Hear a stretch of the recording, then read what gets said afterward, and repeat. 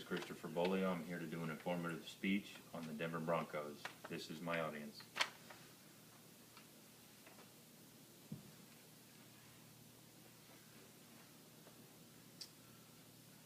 Now, everybody has their favorite sports team, whether it's hockey, soccer, baseball, basketball. There's always one team that just draws you in, and the team that drew me in as a young kid would be the Denver Broncos. I used to sit with my grandfather, and he was a diehard Oakland Raiders fan, which the first time I ever watched, they happened to be playing the Denver Broncos, and I've been hooked ever since. Now, I was around for the era of John Elway and Terrell Davis, but there's a lot more history that comes along with this football team. They have a very prestigious and long history. They started out in 1960 with the AFL, which consisted of 8 teams, and back then everything was smaller. It was just beginning, stuff like that. Their first game was played on September 9th at what was known as Bears Stadium. It was an old minor league baseball field that they had turned into a football field. And they played that game in front of a little over 18,000 people, which compared to today is substantially a whole lot less than what we were used to seeing due to technology advances and everything in the way of the accomplishments that we've made as a people. So back then, everything was a little different.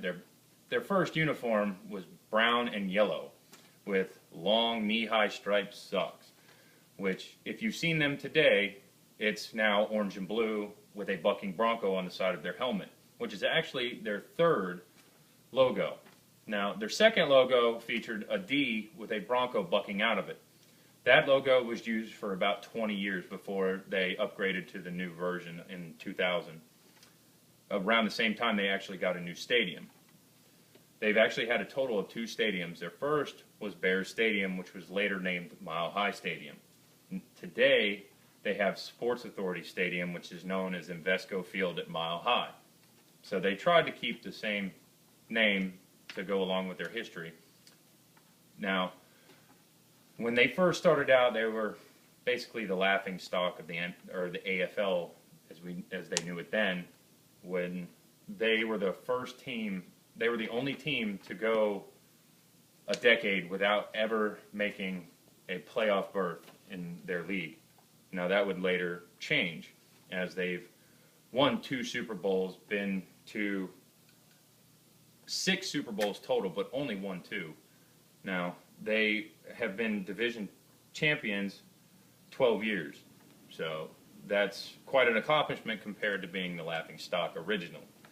Now, they have had 19 playoff appearances since that decade of being the laughing stock. Now, they've had a total of 14 coaches in their now 43-year history. Oh, excuse me, I'm sorry, my math was a little off. 53-year history. Their most current one is John Fox, and their most famous coach, which led them to 2 Super Bowls, was Mike Shanahan. Mike Shanahan had a 16-year career with the team and is actually still currently coaching. But they have had 6 Hall of Famers, and they have had a total of 3 jersey numbers retired of players that have played. One being, obviously, quarterback John Elway, who led them to 2 Super Bowls and won them back-to-back. Now, John Elway was the best quarterback that they have had thus far as stats and wins and championships.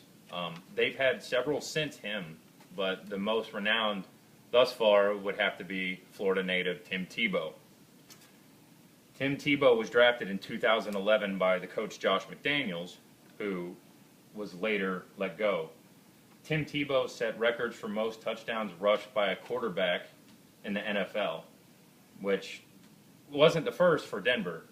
In 1966, their quarterback actually set the first record for a quarterback scoring 14 touchdowns and running 3 touchdowns, which was unheard of at that time because back then quarterbacks didn't run, they threw. But today, Denver is primarily focused on their run.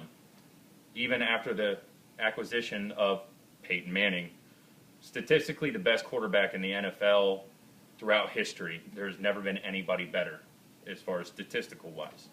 Now, some people would like to argue, but it's not likely a valid argument due to the stats and facts.